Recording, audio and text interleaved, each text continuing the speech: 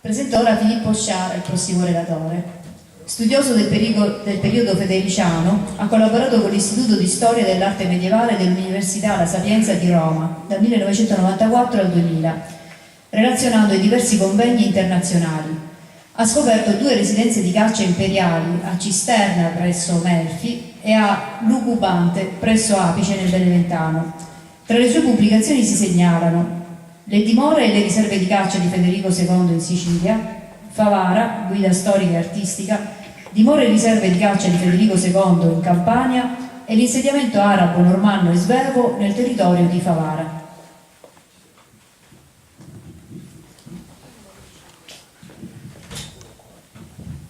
Grazie. Prima di iniziare, ovviamente voglio ringraziare Filippo Imbesi per avermi invitato e anche fargli un elogio come organizzatore di convegni, che sicuramente è una persona validissima, e il convegno di oggi lo dimostra, e un ringraziamento particolare anche a Vera Giorgianni, che ha appena parlato, per la grande ospitalità che ci ha riservato, perché veramente è un qualcosa. Io rimango stupito, non ho mai partecipato a un convegno con un livello tale di ospitalità. Ne ricordo tanti, però sicuramente questo è uno dei migliori. Grazie veramente di cuore, a nome di tutti. Bene, adesso cambiamo completamente argomento e parliamo di una delle famiglie più importanti del Medioevo siciliano del XIV secolo, dei Chiaromonte, con la O e non con la A, come spesse volte qualcuno scrive Chiaramonte, ma in realtà è Chiaromonte. Allora, inizio col dire che gli studi, io in questa sede mi occupo soltanto di un aspetto particolare della storia di Chiaromonte, cioè delle origini, che è un argomento, tentato da molti e spesse volte, franato, ma mi ricordo le parole di Marina Scarlata, che proprio disse questo: tutte le volte che tendiamo di fare una ricerca storica sull'origine di Chiaromonte ci frana il terreno, tra i piedi, quindi non riusciamo. Io caparbiamente da molti anni ho voluto sfidare me stesso e mi sono recato perfino in Francia, a Clermont-de-Loise, che è il luogo di partenza dei Clermont francesi normanni. Inizio col dire che le ricerche sulle origini, gli studi sulle origini dei Chiaromonte di Sicilia sono ferme al XVII secolo, con Agostino Inveges, sacerdote saccense, che scrivendo la storia della città di Caccamo, pubblicata nel 1650 a Palermo, che lui chiama la Cartagine siciliana, dedica uno spazio notevolissimo sulla storia dei Chiaromonte, affrontando anche il problema delle origini. Lui è veramente notevole il lavoro che ha fatto, i numerosi documenti che ha raccolto su Chiaromonte sono ancora oggi la base di partenza per qualsiasi studio, e molti sono introvabili perché sono stati dispersi, specialmente quelli dell'archivio agrigentino, che non esiste più, per cui è veramente notevole quello che ha fatto. L'Inveges, riguardo alle origini dei Chiaromonte, asserisce che sono arrivati in Sicilia 2 ceppi dei Chiaromonte, uno antico e fecondo, arrivato al tempo dei Normanni assieme a loro, e l'altro francese più recente nel periodo angioino, con la venuta in Sicilia di un tale Enrico Chiaromonte col figlio Simone e la moglie di cui non sappiamo il nome. In verità, a dire queste parole prima di lui è stato Tommaso Fazzello, seguito poi da Francesco Maurolico e Giuseppe Bonfiglio Costanzo, storici messinesi che si sono occupati, che hanno scritto una storia generale della Sicilia, tutte e due, che hanno ribadito le parole del Fazzello, i quali congiuntamente riferivano che capostipite dei Chiaromonte in Sicilia era questo Enrico Chiaromonte, arrivato da Napoli. A Napoli era arrivato dalla Francia nel periodo angioino per avere avuto degli screzi prima col re Ludovico di Francia, perché aveva una bellissima moglie e a quanto pare ci fu un intreccio amoroso tra la moglie del Chiaromonte e il re di Francia prima, e poi addirittura con Carlo I d'Angiò a Napoli. Il Chiaromonte si vendicò violando la figlia di Carlo I, e quindi scappò in Sicilia per ovviamente non farsi beccare da Carlo d'Angiò. Questo è un racconto sicuramente leggendario, falso, come già il conte di Saint-Priest nel 1847 ha scritto, cioè non abbiamo nessun documento che ci attesti questo, così come non abbiamo nessun documento che ci parla di una venuta di Enrico Chiaromonte dalla Francia al seguito di Carlo d'Angiò nel periodo angioino. Io ho analizzato tutti i documenti della cancelleria angioina pubblicati dagli archivisti napoletani e non c'è traccia non solo di un Enrico Chiaromonte arrivato con lui, ma addirittura dei Clermont arrivati alla Francia nel periodo angioino. Quindi anche questa notizia deve essere falsa. Però riallacciandomi all'Inveges, lui sostiene che non è lui il capostipite dei Chiaromonte siciliani, ma è un Federico I Chiaromonte palermitano, vissuto nel periodo svevo, cavaliere crociato, partito per la Terra Santa, di cui c'è notizia nel 1220. E questa sua affermazione nasce dal fatto che Ferdinando Ghello, nella sua Italia Sacra, parlando del fratello di Federico I Chiaromonte, che era vescovo di Tuscolo, creato vescovo da Papa Onorio III, in quel documento, parlando della biografia di queste due persone, perché come voi sapete i vescovi e i cardinali hanno sempre una biografia scritta ovviamente da notai della curia papale. Ecco, si dice lì che Federico I aveva una lista infinita di reliquie di santi, e Ughello, mettendo a confronto questo dato riportato in questo documento del settembre 1220 assieme a un altro documento in cui si parla nel 1391 del trasporto delle reliquie dei santi che erano nel Palazzo Steli di Palermo, da Palermo a Gaeta, dove c'era un Federico Chiaromonte siciliano che era un abate, perché l'Enrico Chiaromonte che trasporta queste reliquie già era in guerra contro Martino I il Catalano, quindi Andrea Chiaromonte l'anno successivo venne decapitato, quindi erano in guerra con i Martini, allora porta queste reliquie, ma non c'è nessuna associazione, perché i primi vengono descritti uno per uno, cioè le reliquie una per una, le seconde invece in maniera generica. Quindi l'associazione che fa Ughello, condivisa dall'Inveges, per giustificare che le reliquie erano sempre quelle del crociato, non ha ovviamente nessuna prova storica. Quindi Federico I Chiaromonte, accettato da tutti gli storici moderni che sono occupati di Chiaromonte, compreso Breschi, che è il capostipite dei Chiaromonte di Sicilia del XIV secolo, non ha una base storica. Ma analizziamo adesso invece quello che diceva Tommaso Fazzello. Tommaso Fazzello dice Enrico Chiaromonte è il capostipite. Si parla e dice che sia arrivato quando Re Pietro d'Aragona si trova a Messina. Quindi parlano di questo arrivo di Enrico a Messina. Ma al di là se sia vero o meno che è arrivato, però un Enrico Chiaromonte troviamo realmente a Messina noi nel periodo angioino, e cioè nel 1292 lo troviamo con la carica di straticoto della città, un incarico importante. Prima di lui abbiamo un altro, Francesco Chiaromonte, nel 1230, sempre a Messina, come uno dei senatori della città, e nel 1298 abbiamo una marchisa Chiaromonte a Messina che ha delle proprietà, e precisamente la marchisa Chiaromonte e i figli hanno diritto a un centro di 3 tarì d'oro su una vigna in contrada Actilia. Actilia oggi è Altolia, nel documento ho trovato Actilia, Aftilia, Attilia, oggi è Altolia. Quindi una proprietà di Chiaromonte si trova a Messina, ma questa proprietà è dei Chiaromonte discendenti dalla marchise Prefolio. La marchise Prefolio agrigentina è sicuramente la genitrice dei famosi Chiaromonte del 300. A Messina è chiamata Chiaromonte col cognome del marito, mentre ad Agrigento è chiamata col cognome proprio Prefolio. Io non ho dubbi che si tratti della stessa persona, e lo dimostra la stessa proprietà di Actilia, perché la ritroviamo nell'inventario dei beni di Andrea Chiaromonte decapitato nei beni presenti a Messina.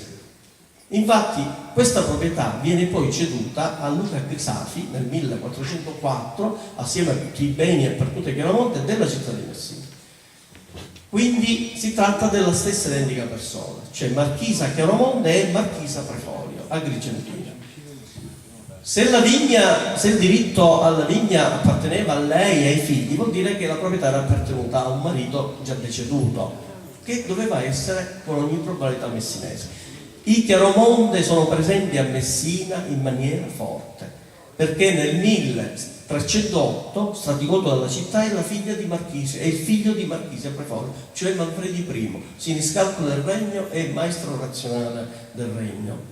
Nel 1364 a governare la città è Manfredi II, figlio di Giovanni I Chiaromonte. Nel 1384 Straticoto della città è Filippo Chiaromonte, sempre proveniente da questo ramo di famiglia. Vi dirò di più: dei 3 figli della Marchisa Prefolio, sposata con un N Chiaromonte, 2 si sposano a Messina. E precisamente abbiamo Giovanni I Chiaromonte che si sposa con Luca Palizzi, figlia di Nicolò Palizzi, che risulta Straticoto di Messina nel 1289. Federico II Chiaromonte, figlio della Prefolio, fratello di Giovanni, sposa Giovanna de Camerario, che era figlia di Cacciaguerra Camerario, messinese, che aveva servito l'imperatore Federico II con la fornitura di 3 cavalli armati. Quindi 2 dei 3 Chiaromonte famosi che partecipano alla guerra del Vespro a favore degli aragonesi e contro gli angioini sposano 2 messinesi, appartenenti a 2 famiglie emergenti ovviamente nella seconda metà del Novecento. Quindi sono tutti indizi che portano a un'origine messinese del marito della Marchisa Prefolio. Morto il marito, la Prefolio si sposta da Agrigento, così come si spostano anche i figli con le relative mogli. E abbiamo un documento dove Giovanna de Camerario delega il marito a vendere i beni presenti a Messina e a investirli nella città di Agrigento, dove i 3 fratelli avevano tutti un loro palazzo di abitazione. Sempre a Messina abbiamo un Guido Chiaromonte nel 1206, fedelissimo dell'imperatore Federico II, che viene da lui, riceve dei possedimenti, pare che fossero in Calabria, Rocca Nicofora, ancora da individuare, ma il documento proviene da un archivio messinese, l'archivio degli ospitalieri.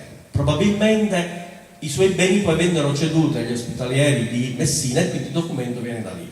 Un altro documento importante di un altro Chiaromonte è del 1156-64 e proviene pure da un archivio messinese, dalla chiesa di Santa Maria Maddalena, dove un Ugo Chiaromonte cede la sua eredità di Rossano in Calabria alla chiesa di Santa Maria di Valle Giosafat, ma non credo che si tratti di quella di Messina, ma in quella di Rossano.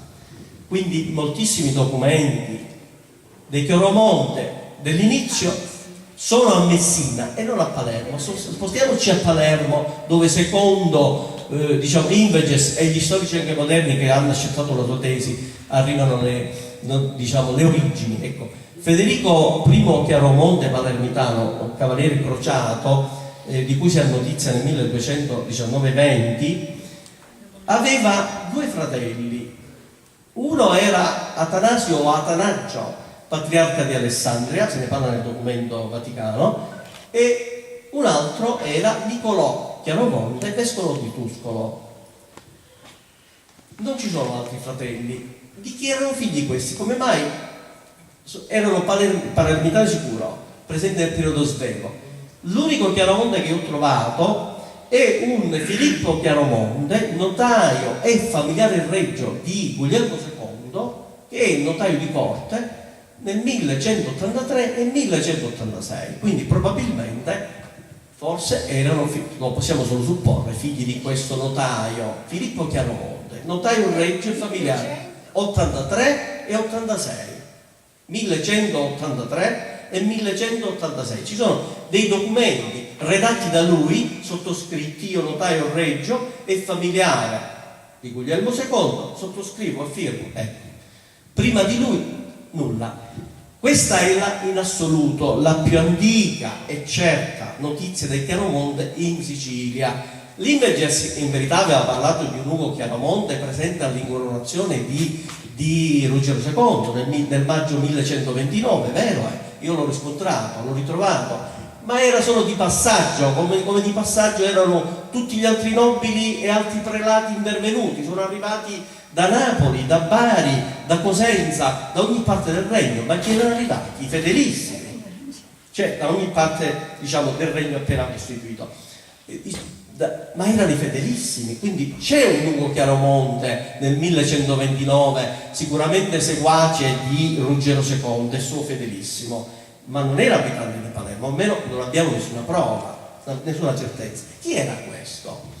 Me lo sono posto ovviamente. Questo era, e lo troviamo lì, lo potete leggere, era quell'Ugo figlio di Asketil Chiaromonte, perché gli altri due Ugo I, che è sicuramente il primo ad essere arrivato, già presente nel 1074 nel territorio sud della Basilicata, dove lui ha posto, diciamo, la sua residenza, e che da lui ha preso nome, cioè Chiaromonte in provincia di Potenza, è un paese attualmente esistente. Lui dà il nome a questo luogo. Ugo I Chiaromonte, che con la moglie Gimarga donano già nel 1074 al monastero di Sant'Anastasio di Carbone un pezzo di terra, e quindi è la prima testimonianza.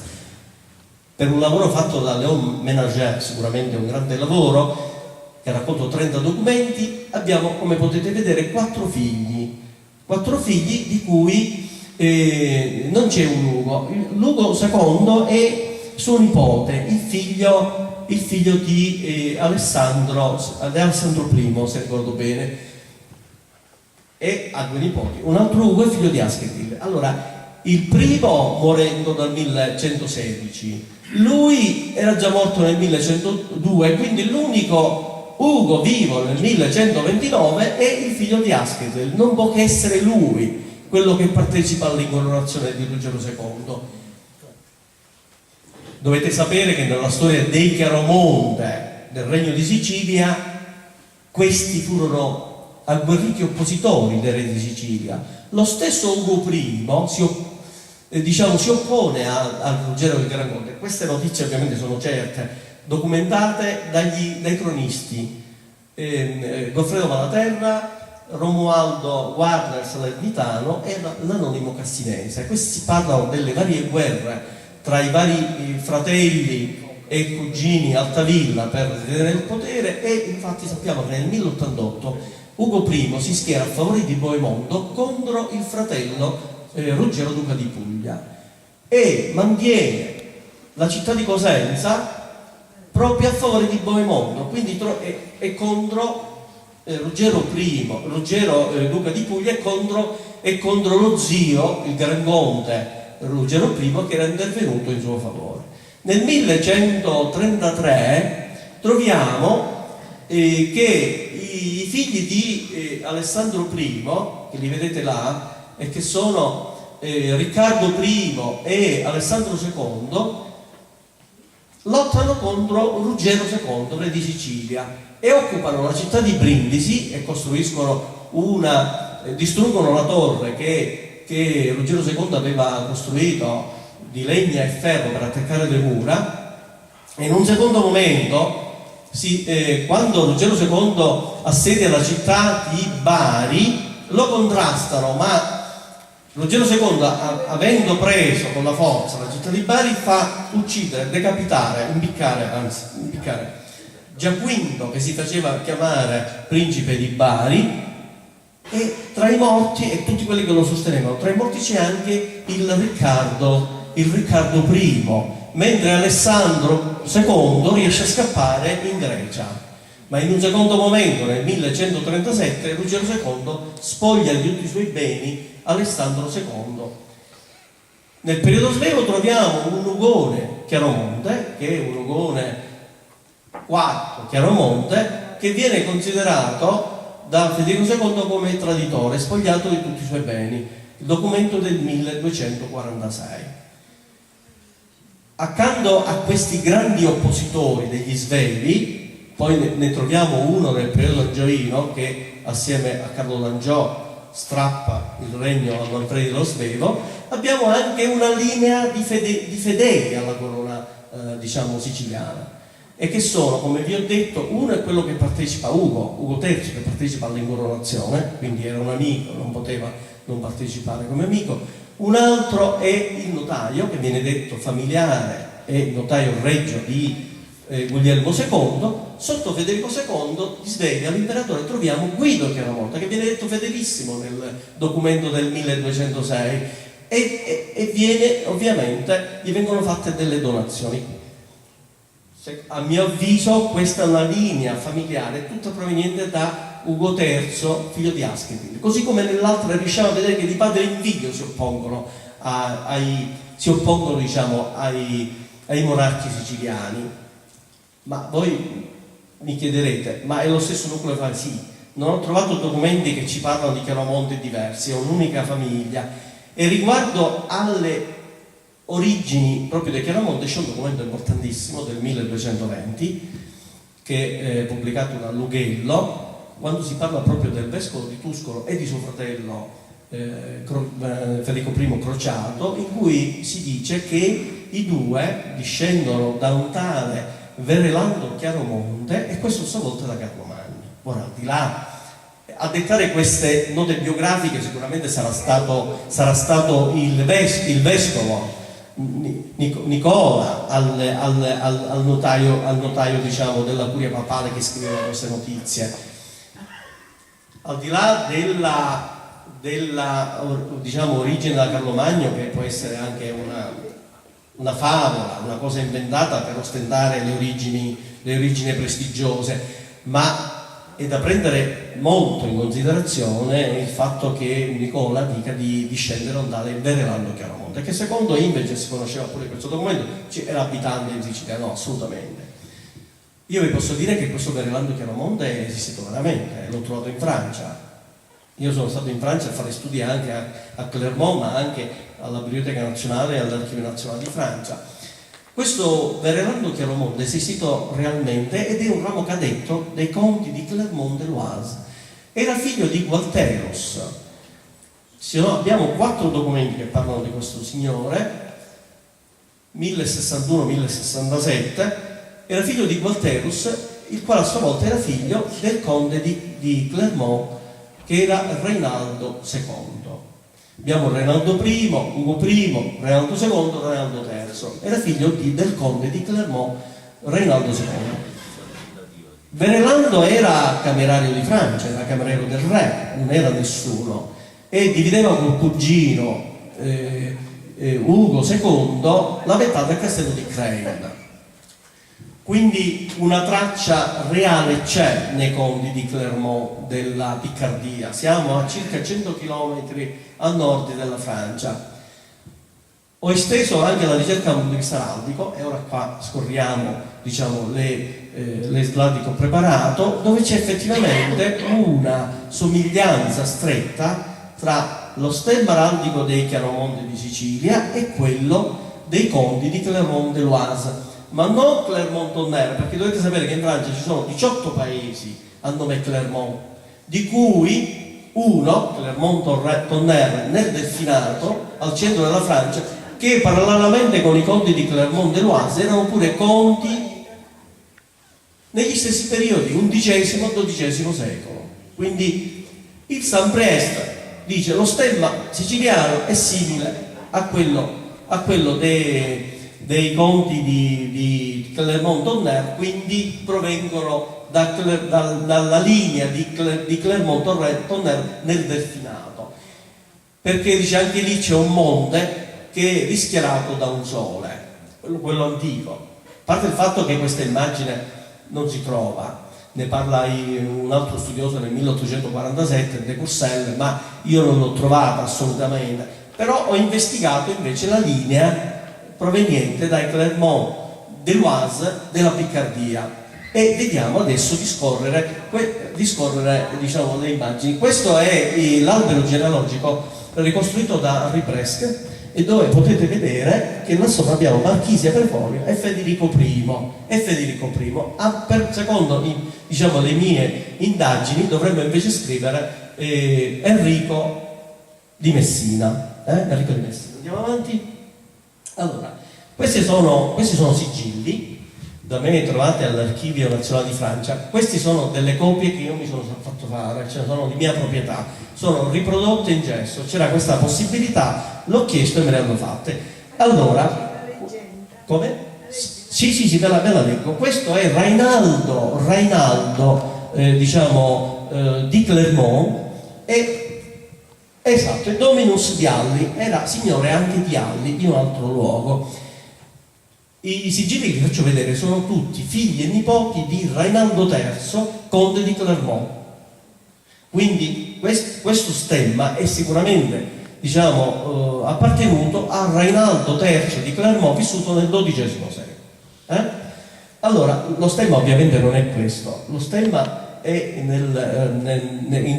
lì dove abbiamo uno scudo con 5, ora si vede meglio nella prossima, sono 5 covoni di grano disposti a croce, stilizzati nella parte superiore e sotto, diciamo, sono stretti dalla corda. Lo stesso stemma potete notare nello scudo che c'è nel petto. Andiamo avanti, la prossima. Ecco, questo è Guy de Serly della casa Clermont. Allora, vi faccio notare la stessa immagine, sono 5 covoni di grano disposti a croce, ma lì possiamo vedere le spighe che fuoriescono dal mazzo, vedete?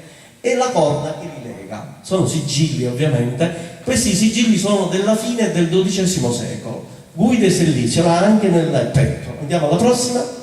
Questa invece è di Tebaldo VI di Clermont e di Blois, è l'ultimo conte di Clermont. Dopodiché si estingue già con lui si era estinta la stirpe maschile, perché la mamma era Caterina di Clermont, l'ultima contessa di Clermont dell'Oise, perché non c'erano più maschi. Dopo di lui, che non ha avuto figli, passa alla casa reale Clermont e quindi diventa Bourbon de Clermont e cambia stemma completamente.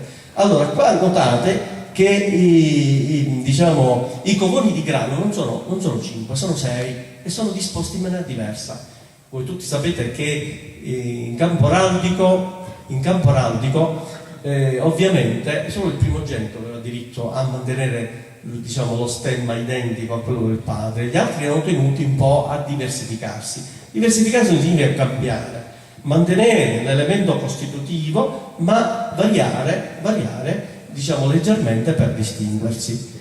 Ecco, andiamo avanti.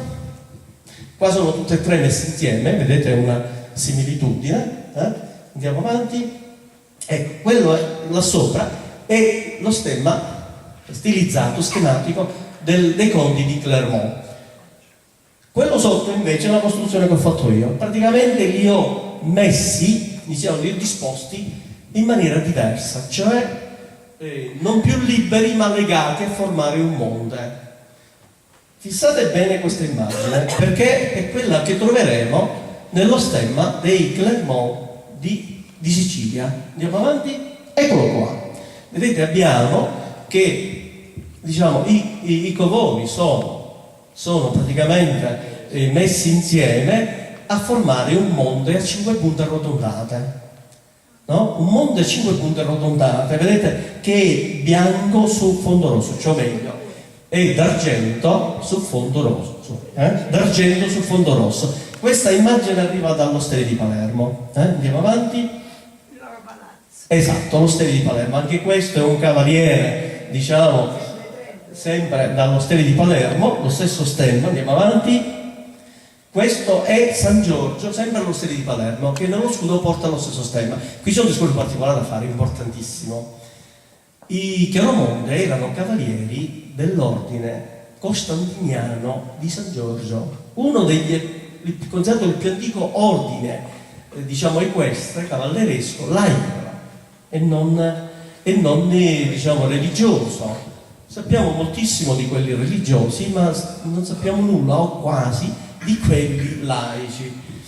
Loro erano cavalieri di San Giorgio, e prima di loro, pensate un po', lo è stato Guglielmo II, lo è stato Federico Barbarossa, lo è stato Enrico VI e lo è stato Riccardo Cuor di Leone, re d'Inghilterra, no? Diciamo grandissimo crociato. Andiamo avanti, ecco questa è l'immagine in particolare, sempre all'Osteria di Palermo, che porta diciamo lo scudo dei Chiaromonte. Andiamo avanti, ecco, cosa siamo a Favara. Allora, gli unici palazzi dove noi troviamo gli stemmi chiaromontani con i colori originali, cioè argento, che nella rappresentazione diciamo grafica è bianco, perché l'argento non lo sapevano ovviamente riprodurre, e Favara e diciamo l'Osteria di Palermo. A Favara sono un po' rovinati, ora vi li faccio vedere in particolare, ma a Favara c'è un'altra cosa, c'è pure il San Giorgio riprodotto, c'è pure il San Giorgio. Andiamo avanti. Allora, vedete, è rovinato, ma riuscite a vedere, ecco là sopra, le curve del monte a 5 punte bianco inserito sul fondo rosso. Andiamo all'altro, ecco, vedete anche lì le punte del monte a 5 punte. Andiamo avanti, qua abbiamo il San Giorgio a Favara. Il San Giorgio non porta, diciamo, lo stemma chiaromontano, ma significa poco. Ha l'emblema tipico di San Giorgio, che è la croce rossa sul fondo bianco.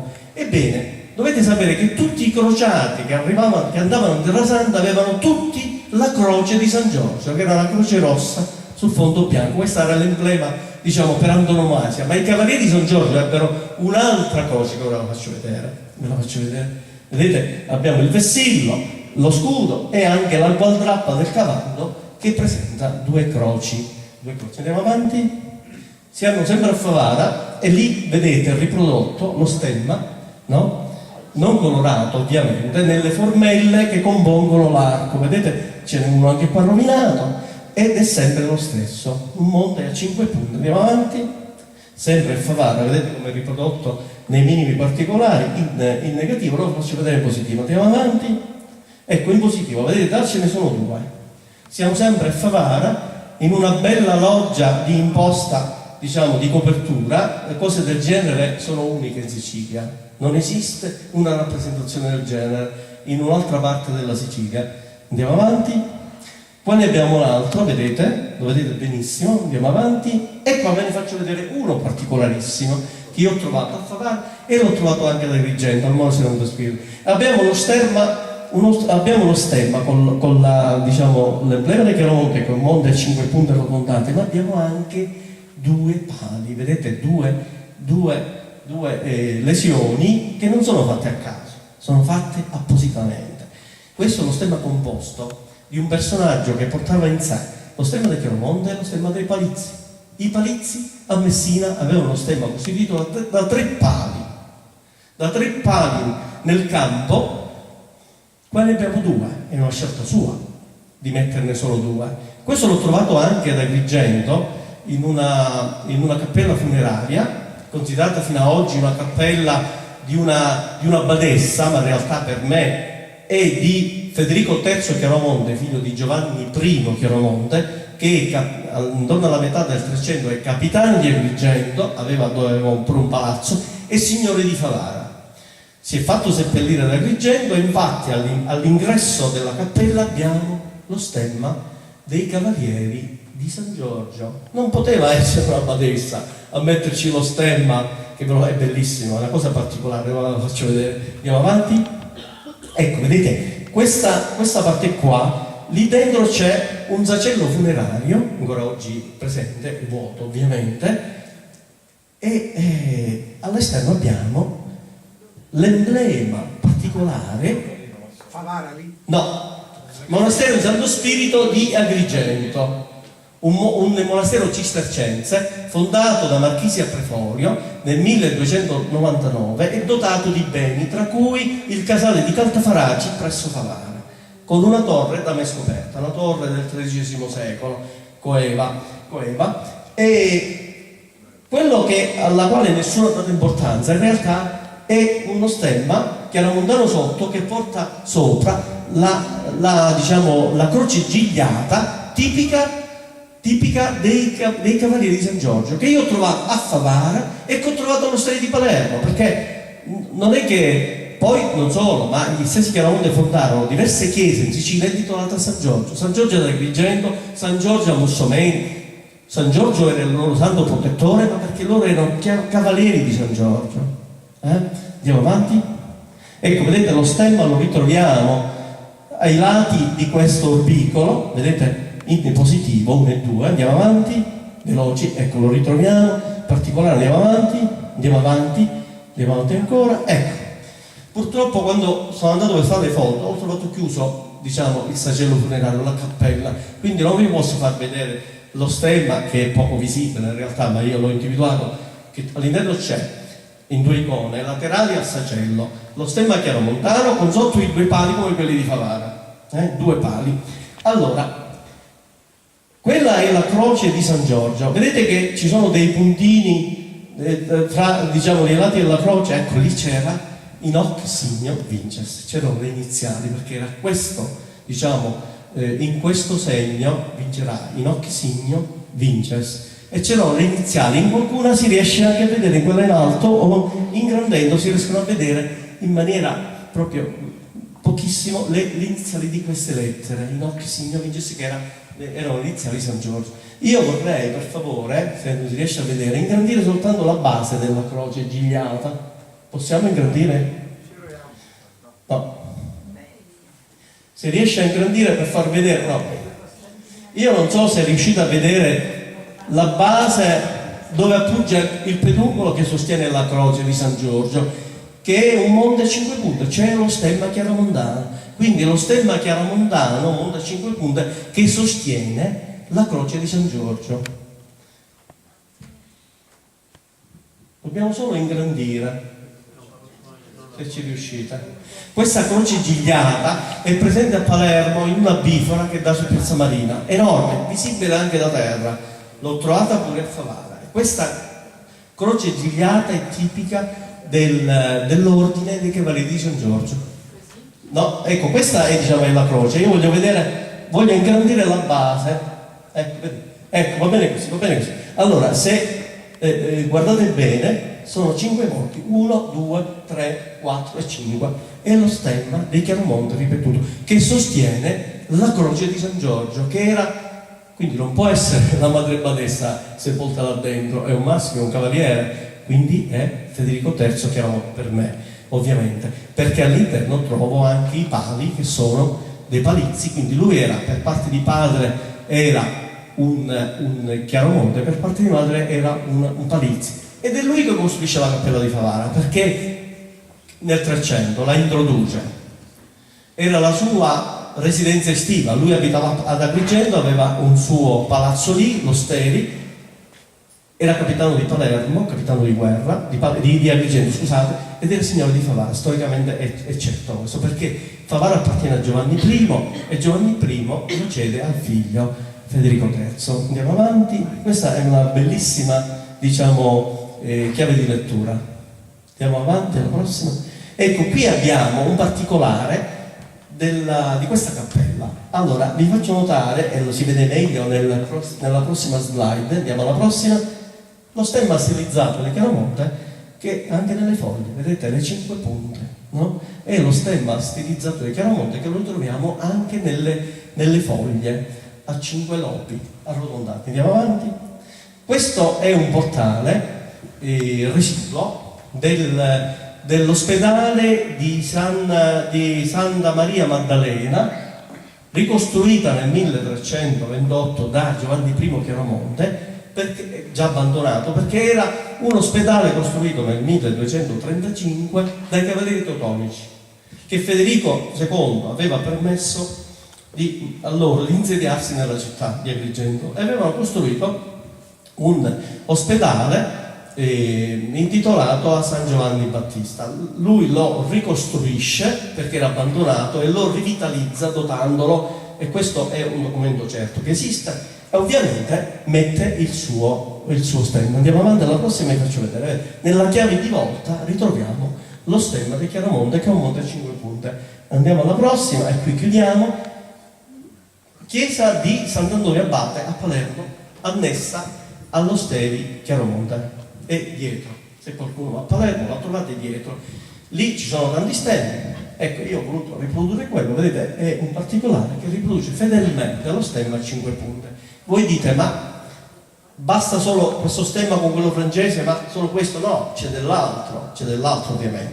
Questi due colori, il rosso con l'argento, sebbene nei sigilli francesi non c'è il colore e nessun altro monumento francese riporta i colori dello stemma francese, ebbene abbiamo alla fine del XIV secolo una bella raccolta di stemmi araldici della cittadina di Clermont, studiata da Popov, dove il colore dominante delle persone che hanno lo stemma sono persone non nobili, attenzione, ma i colori dominanti sono il rosso con l'argento per il 61,7%. Il 61,7% degli stemmi ha rosso e argento. Vi dirò di più, l'80,8% riporta l'argento nello stemma e il 69% riporta il rosso nello stemma. Quindi appare abbastanza chiaro che il rosso e l'argento sono i colori ufficiali della contea di Clermont, non ci sono dubbi, che li ritroviamo anche nei Chiaromonte siciliani. Quindi mi sembra diciamo, se non una prova, ma un indizio importante per dimostrare che i Chiaromonte siciliani, quindi anche quelli dell'Italia meridionale, perché è un unico gruppo, arrivano da Clermont dell'Oise. E un'ultima cosa che ho saltato, che parlando con la professoressa mi dava conferma, abbiamo un altro ordine equestre cavalleresco laico nel Regno di Sicilia, istituito, un autore dice istituito da Ruggero II nel 1140, che era l'ordine del cingolo militare. Carlo d'Angiò nel 1270 premia Riccardo II Chiaromonte, che era figlio di quel traditore che Federico II aveva spogliato di tutti i suoi beni.